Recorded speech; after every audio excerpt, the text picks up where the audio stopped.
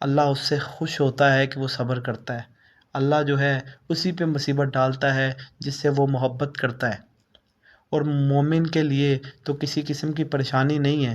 مومن کو اگر کوئی ایک کانٹا بھی چبھتا ہے نا تو اس کا بھی اس کو اجر ملتا ہے، اس کو اجر بھی ملتا ہے اور ساتھ اس کے گناہوں کا کفارہ بھی ہوتا ہے۔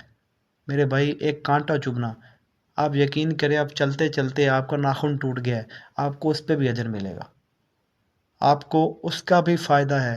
آپ کو کوئی بھی آنے والی تکلیف، کوئی بھی، آپ ڈپریشن میں ہیں، آپ کچھ سوچ رہے ہیں، آپ کا کاروبار نہیں چل رہا، لیکن آپ نماز کے لیے جاتے ہیں، لیکن آپ اللہ کے لیے روزہ رکھتے ہیں، اللہ کے لیے اس کی حدود کی پیروی کرتے ہیں، اس کی حدود کو پھلانگتے نہیں ہیں، تو آپ کو آنے والی ایک چھوٹی سی پریشانی بھی آپ کے لیے ذریعہ گناہ سے نجات ہے۔